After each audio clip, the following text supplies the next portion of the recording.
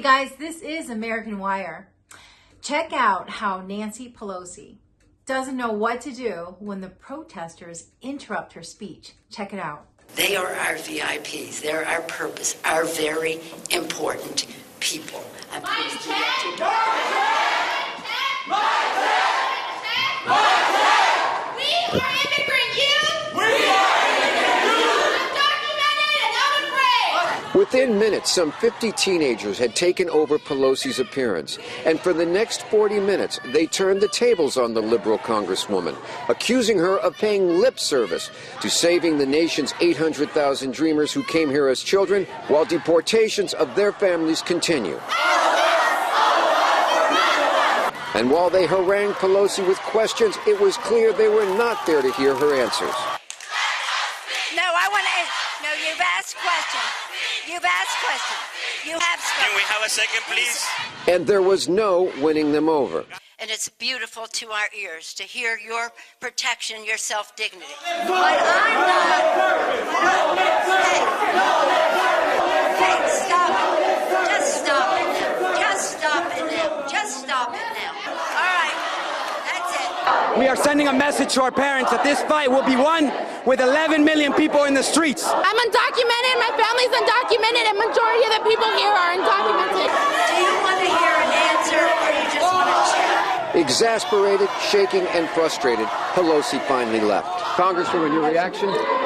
Well, the fact is they're arguing against the DREAM Act, but directing their anger at Democrats is so ridiculous. This isn't the first time that a leading Democrat has been harangued in San Francisco over the issue of immigration. Former President Barack Obama, you might recall, had a rather embarrassing moment in Chinatown over the Dreamer issue and DACA and deportations. And by the way, Congresswoman Barbara Lee from the East Bay, who was here, said what we saw today was an exercise in democracy. All right, you could tell that Nancy Pelosi didn't know what to do. She was just shocked that these protesters were silencing her. She wanted and tried to take hold of her speech and try to get herself talking again, but they wouldn't even let her answer the questions because they were throwing questions at her, right? I heard questions being thrown at her. She's like, let me answer. But she could not take control of it. I mean, they were just dominating the volume in that room by what they had to say and what they were chanting.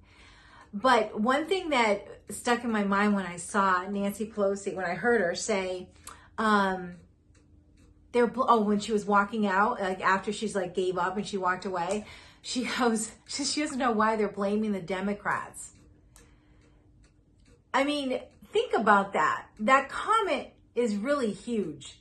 They don't know why, she doesn't know why they're blaming the Democrats. That's because every single thing that they are doing, they want it to look like the Republicans are really the ones doing it, not them, so that people continue to get mad at Republicans, blame Republicans, so they get more Democratic support. But this group of people was not having it. They must have looked into what the DREAM Act was all about. They didn't agree with a lot of what was going on, and they wanted to make their voice heard, and they did. And I'm glad that they shut down her speech, because you just know whenever Nancy Pelosi is up there talking, she's talking and she's really up to no good. If you really think about it, she's just talking about lies and trying to push forward lies so that the Democrats continue. So that people, Democrat, I guess because they would support them, continue to feel they need government, that they need the Democrats.